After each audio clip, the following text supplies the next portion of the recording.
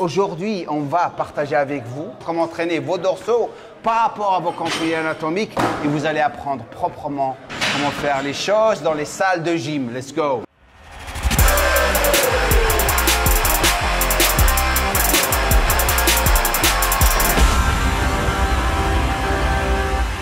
La première des choses qu'on va partager avec vous, bien sûr, c'est les exercices de mobilité que vous avez appris dans la vidéo sur les pecs. Sur les pecs. Toujours faire ces exercices. Pour les personnes qui ne l'ont pas vu, cliquez sur ce lien. Vous allez découvrir tout. La deuxième des choses, bien sûr, on va parler des conflits anatomiques. Tu avais partagé quelque chose avec moi qui était très bizarre, marrant en quelque sorte, parce qu'il y a beaucoup de coachs qui ne suivent pas les conflits anatomiques. Ils croient que c'est un mythe ou quelque chose comme ça. Déjà, la plupart, ils ne savent même pas que ça existe. Exactement. Ils savent déjà pas que ça existe, parce que forcément, sur l'instant, ça fait pas mal. C'est à la longue qu'un conflit anatomique peut faire mal, ou quand on va mettre de la charge. Au début, on met pas trop de charge, ça va, on gère. Tout va bien, j'ai pas mal, c'est que j'ai pas de conflit. D'après toi, c'est quoi un conflit anatomique? Un conflit anatomique, moi je dirais que c'est tout simplement quand un exercice va à l'encontre de l'exécution normale d'un mouvement, d'un muscle, une contraction d'un muscle, spécifiquement au corps de celui qui l'exécute. Parce qu'on a des personnes qui sont petites de taille, longiligne grande de taille, il y a une différence dans les os, il y a une différence longueur de segment, longueur de muscle, longueur d'insertion. Exactement. En fait, si je devais faire une comparaison, c'est un petit peu comme si on avait une canne à pêche. Plus elle va être longue, plus quand le poisson va peser lourd, ça va commencer à pencher, ça risque de casser. Plus elle va être courte, moins elle va se déformer. Voilà. Donc en fait, le levier quand on fait un entraînement, il est super important sur la solidité du membre et sur l'efficacité du mouvement. Et c'est pour ça que les personnes de grande taille, c'est les personnes qui sont très sensitives ou sensibles aux blessures. Il ne faut jamais les entraîner comme les personnes qui sont petites de taille. Moins de problèmes, moins de blessures. Et on a quelqu'un derrière la caméra qui veut poser une question. Alors, à partir de quelle taille on est considéré comme quelqu'un de grande taille? À partir de 1m82, 85, 90, c'est là où on commence à avoir beaucoup de problèmes aux entraînements et par rapport aux mouvements qu'on est en train de faire. Aujourd'hui, ce que j'aimerais partager avec vous, c'est les conflits anatomiques pour l'entraînement des dorsaux. Le premier conflit anatomique, bien sûr, c'est la longueur des bras. Le deuxième, c'est la largeur des clavicules. Le troisième, c'est la mobilité des omoplates. Le quatrième, c'est la largeur du bassin. Durant les mouvements de rowing. Notre caméraman voulait poser une question. Comment savoir si on a des bras trop longs, un bassin trop large, des clavicules trop courtes, Ok. et ainsi de suite. Lui, par rapport à la largeur de ses épaules, il a des clavicules qui sont larges. Des bras longs par rapport à la taille du buste. Son buste, il est long. Donc, automatiquement, la plupart du temps, sauf si on a une génétique incroyable, il a des dorsaux qui sont éperchés. OK? Comment savoir si on a des bras longs? C'est la taille par rapport à l'avant-bras, le radius en quelque sorte. Si il est au milieu ou il est en bas, vous allez savoir la longueur de vos bras. Bassin large, c'est la taille du bassin. Il est large, donc vous allez avoir plus de stabilité durant les mouvements de rowing et les mouvements de soulevé terre. Un bassin qui est étroit, bien sûr, vous allez avoir moins de stabilité durant les mouvements de soulevé terre et de rowing. Donc, beaucoup de problèmes au niveau du bas du dos. Donc, c'est comme ça que vous devriez vraiment travailler maintenant. Vous allez comprendre votre conflit anatomique. Si vous ne travaillez pas par rapport à un conflit anatomique, devinez quoi? Blessure, tendinite. Tout coach qui vous dit le contraire, il faut qu'il s'éduque. Et c'est ça le problème qu'on a maintenant avec tous ces coachs qui débarquent. Et certains d'eux, ils sont très connus, qui ne savent même pas comment organiser leur programme pour leurs clients. Donc, ce qu'on va parler d'aujourd'hui, c'est les conflits anatomiques qu'on a dit durant les mouvements de dorsaux, au travail de dorsaux. Le premier conflit anatomique, c'est bien sûr le valgus de coude. Déviation de l'avant-bras par rapport au coude, j'ai déjà parlé de ça. Dans sa situation, c'est un Boeing 747. Regardez la largeur ici. Incroyable. D'ailleurs, lorsque je fais mes formations de coach et j'analyse son physique, je montre la personne avec le valgus le plus prononcé. C'est un super pronateur. En sachant que je force même pas, hein. C'est juste, je me mets en face, je tourne les bras, voilà. Et en plus, ce qui l'a accentué, c'est la largeur de tes dorsaux. Donc ça pousse vers l'extérieur. Donc lui, pas de mouvement en supination bilatérale. Il doit juste faire des mouvements en unilatéral. En unilatéral, c'est pour la supination. Voilà. Et il doit faire des mouvements pronation. OK?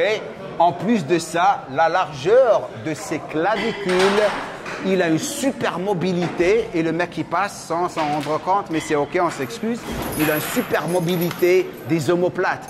Donc, sa contraction durant ces mouvements de tirage, que ce soit vertical ou horizontal, elle est incroyable. C'est pour ça qu'il a un beau dos. Les personnes qui ont des clavicules étroites, bien sûr, ils sont plus dans les mouvements de presse. Vas-y. Voilà, en fait, ceux qui ont des clavicules étroites aussi, on va le revoir surtout de dos, quand ils se positionnent de dos, c'est qu'ils vont avoir des gros trapèzes. Exactement. C'est le trapèze en fait qui va compenser le travail des dorsaux et c'est ce qui fait qu'ils vont avoir un dos qui va être moins évasé. Il va descendre un peu plus bas, certes, mais ça sera un peu moins évasé sur la partie supérieure. Parce qu'ils activent trop leur trapèze. Ils le font durant les mouvements de presse, les mouvements de tirage et aussi durant les mouvements de cœur. Ils ont tendance à faire ça, ça et ça. Ça, c'est les personnes qui sont étroites. Donc, le premier exercice qu'on va montrer par rapport à sa morphologie, c'est bien sûr le tirage en prise pronation. Si je veux revenir à un valgus léger, comme ma situation, j'ai un valgus léger. Regardez comment je suis proche. Donc, il n'y a pas d'espace ici. Je peux faire tous les exercices, que ce soit prise supination, pronation, je n'ai pas de problème. Mon bassin, c'est un bassin qui est moyen. Donc, je n'ai pas de problème durant les mouvements de rowing, les mouvements de tirage. Ça, c'est une génétique, bien sûr. Le seul problème que j'ai par rapport à la largeur de mes clavicules, c'est durant les mouvements de presse. Lorsque je fais le développé couché, j'ai des omoplates qui bougent trop, très, très mobiles. C'est pour ça que je me suis fait péter le pec dans le développé couché. Donc, faites très, très attention. Donc, on va commencer avec le premier exercice, comme j'ai dit, mouvement de tirage-prise, pronation. Et on va vous montrer deux variantes. Par rapport à sa morphologie, ses conflits anatomiques, les tractions. Il a des bras longs, pas la peine de faire les tractions. Vous allez tout le temps avoir des problèmes. C'est même pire que ça d'ailleurs, si je peux te couper, c'est que justement les tractions, il y a eu une période je faisais beaucoup les tractions et à côté j'avais arrêté de faire les bras. On a réussi à me dire, j'avais pris des bras, alors je ne travaillais plus les bras, mais par contre je faisais les tractions. Ouais. En fait, c'était les tractions. Pendant les tractions, c'était mes bras qui prenaient plus que le dos. Exactement. Donc au final, je ne grossissais pas spécialement des dorsaux. Par contre, on me disait, ah, tu as pris des bras et je ne travaille plus. Et je voudrais vraiment insister sur une chose que j'avais dit auparavant par rapport aux personnes qui sont longélines, qui ont des bras longs. C'est là où ils vont se blesser le plus. Ça, c'est par rapport à l'amplitude accrue. Donc, on va vous montrer le premier exercice pour la longueur de ses bras et son valgus de coude. C'est le tirage vertical prise pronation. C'est un super pronateur. Vas-y. Donc, la chose la plus importante, c'est votre positionnement dans la machine. Il y a beaucoup de personnes qui vont en arrière. OK, vas-y. Ça, c'est une exécution parfaite. Il ne remonte pas trop l'épaule. Donc, il n'y a pas de potentiel de blessure par rapport à une subluxation. Montre-leur ce que les gens font. Lorsqu'ils étant complètement haut, ils font ça. Ne faites jamais ça. Ça, à ne pas faire. Reviens à la prochaine exécution, l'exécution parfaite. Regardez, ça c'est parfait. Boum. OK? Il est bien droit, le dos un petit peu cambré, regardez. Donc c'est pour une meilleure contraction ici. Ce que j'aimerais faire, c'est leur montrer une deuxième technique que j'avais fait avec Body Time. Tu reviens en arrière un petit peu. Non, ton corps. Là, tout droit. Tu ramènes les coudes vers l'intérieur un tout petit peu. Et fais-moi un mouvement circulaire vers l'arrière. T'as vu? Et là, tu peux même aller un tout petit peu, changer ta prise un tout petit peu. Change ta prise vers l'intérieur. Voilà, voilà. Boum. T'as vu maintenant? Ah, complètement. Mais les sensations incroyables. Parfait. Tant que vous gardez les lois du travail par rapport à vos conflits anatomiques, vous n'avez pas de problème avec les exercices. C'est super, merci. Ce qui est super important aussi, c'est qu'en fait, on pourrait faire quasiment un programme, une planif par personne sur Terre. Bien sûr. Comme tout le monde est différent, tout le monde a son histoire, tout le monde a sa morphologie, tout le monde a ses conflits anatomiques, on pourrait faire un programme par personne sur Terre. Donc l'intérêt pour moi, c'est de s'intéresser donc la théorie, certes, parce que l'anatomie elle est comme elle est, on a les bases.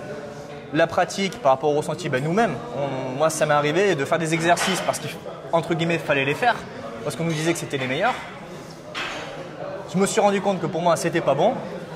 La théorie, même, elle avait beau dire que c'était les meilleurs. Moi, j'ai préféré m'appuyer aussi là-dessus.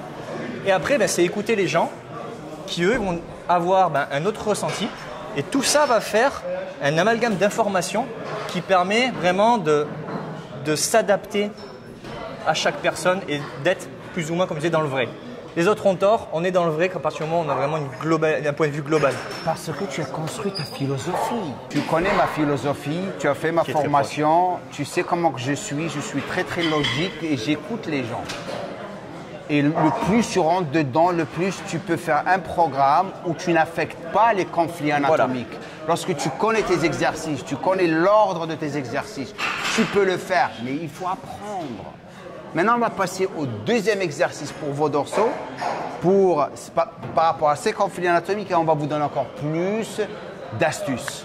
Donc, le premier exercice, c'est un travail de largeur. Maintenant, on va passer au deuxième exercice. On va changer l'angle de travail. Ne restez pas toujours sur le même angle. Tirage poulie verticale, prise supination. Tirage poulie verticale, prise pronation. Unilatéral. Changez d'angle. Allez vers le tirage horizontal. Vous êtes assis. On va vous montrer un travail d'épaisseur. D'épaisseur. Ok, vas-y. Montre-nous comment tu le fais d'abord. Il y a plusieurs façons de le faire d'ailleurs. Parce que c'est un mouvement qui est basé sur 2 phases. Et tu sais très bien pourquoi. Vas-y.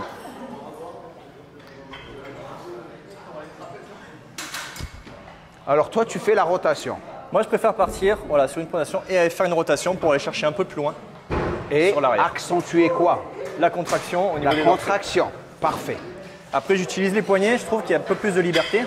Okay. Donc, on rentre moins, surtout la pronation, la supination avec mes conflits anatomiques. Je sais que ça ne va pas passer au niveau des coudes. J'ai plus de liberté. Je peux aller un peu plus loin. Qu'est-ce qu'il a dit? Rentre dedans. Après, là, je ne sais pas. Ah, tu veux que je rentre dedans? Ok, regardez bien. Lorsque, ça veut dire plus de détails. La plupart des gens, qu'est-ce qu'ils font? Lorsqu'ils tirent, ils remontent l'épaule. Ils remontent l'épaule là. La plupart, il y a un débat énorme. Le secret, descendez les épaules. Vous remontez l'épaule, vous activez le trapèze. Ok, maintenant, comme il a dit, lorsque vous pivotez en supination, de la pronation à la supination avec un angle de 90 degrés, là, vous avez plus de chances de contracter le grand dorsal ici. Ok, vas-y. Donc, toujours garder le coude en bas et l'épaule bas. Ok, contraction est accentuée durant la supination. Maintenant, si vous voulez causer encore plus de dommages, qu'est-ce qu'on fait? Montre-leur. On étire un tout petit peu. On étire, on revient en bas un tout petit peu et on fait le mouvement. Tant que le torse ne bouge pas trop et tant que vous n'êtes pas en train de causer un balancement avec le haut du corps, vous êtes dans le bon chemin. Maintenant, mouvement linéaire ou circulaire. Vous pouvez garder le mouvement linéaire. Montre-leur un mouvement linéaire. Ça, c'est pour une tension continue. Tu es content maintenant que je suis rentré dedans? Et il est content. Tension continue, vous pouvez faire ça. Mais si vous voulez accentuer la contraction, de la pronation directement à la supination. Mouvement circulaire en quelque sorte. Ok? Très important pour vous. Avant de continuer cette séance, je suis plus que sûr qu'ils sont en train d'apprécier cette vidéo. Vraiment, s'ils sont là, c'est parce qu'ils apprécient. Voilà. La première des choses que vous pouvez faire pour moi, si vous êtes ici pour la première fois, bien sûr, je vous invite à vous abonner pour apprendre encore de plus en plus. Parce que ma chaîne, c'est que de l'éducation. Pour avancer, évoluer et vous changer, que ce soit physiquement ou mentalement. La deuxième des choses, un j'aime serait super cool. Ça va permettre aux gens de découvrir cette vidéo. Troisième des choses, abonnez-vous à son compte Insta s'il y a des personnes qui sont intéressées à faire du coaching. En France. Voilà. Bilan morphologique, programme adapté, suivi. Et je vous garantis, c'est un super coach parce qu'il a fait ma formation et je sais comment il est comme coach. C'est pour ça que je l'ai ici devant vous en train de m'aider à faire ces vidéos pour vous parce qu'il me comprend. Et la dernière des choses, bien sûr, j'aimerais que vous laissiez un commentaire et dites-moi quelle autre partie vous voulez voir ici. Quelles sont les choses qui vous intéressent? Maintenant, on va changer encore l'angle pour le troisième exercice. Le premier exercice, on a travaillé le grand rond, petit rond, grand dorsal. Deuxième exercice, on a travaillé le rhomboïde, trapèze supérieur et aussi le grand dorsal. Grand dorsal quand même. Ok. Maintenant, on va commencer à cibler le grand dorsal. Le seul exercice qui va travailler le grand dorsal à 100% pour le galbé, c'est les prises en supination. Donc, on va faire un rowing avec le câble en prise supination. Et ce que j'aimerais faire maintenant, c'est que, apparemment, mon caméraman Chris n'était pas content. Je ne suis pas, je n'étais pas vraiment dedans.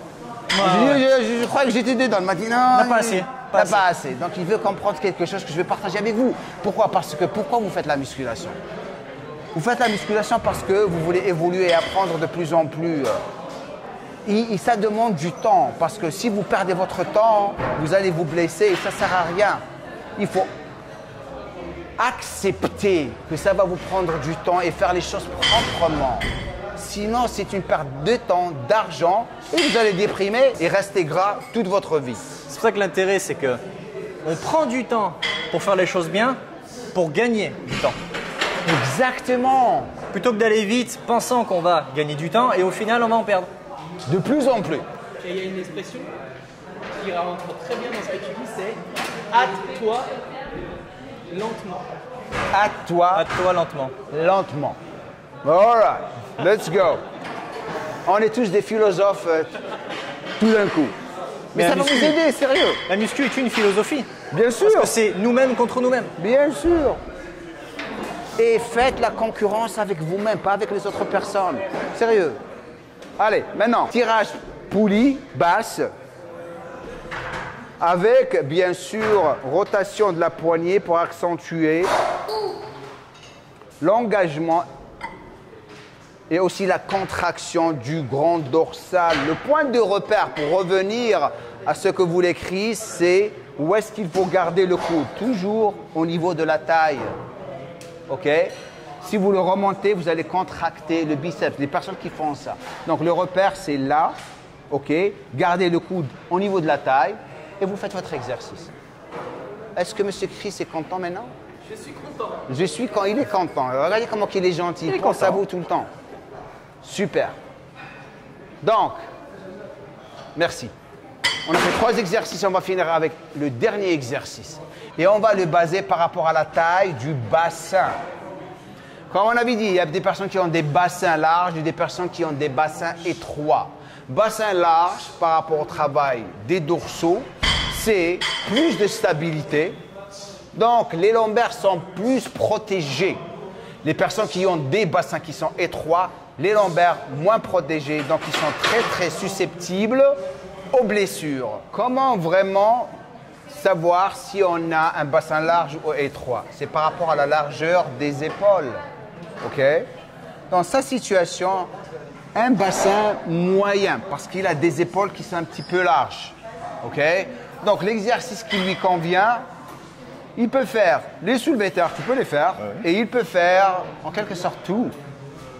S'il avait un bassin étroit, il reste sur le prochain exercice qu'on va vous montrer. Est-ce que la taille de la personne est importante? Bien sûr, vous pouvez avoir des personnes qui sont petites taille avec des bassins étroits ou larges. Pas juste les personnes de grande taille. Mais le problème va être encore énorme lorsque les personnes sont grandes de taille avec des bassins étroits. OK? Vas-y, donc fais ton exercice. Et ce que j'aimerais faire, c'est vous montrer un autre exercice pour les personnes qui sont grandes de taille ou petites de taille avec un bassin étroit. J'aimerais vous montrer un exercice qui travaille aussi les lombaires. Vas-y.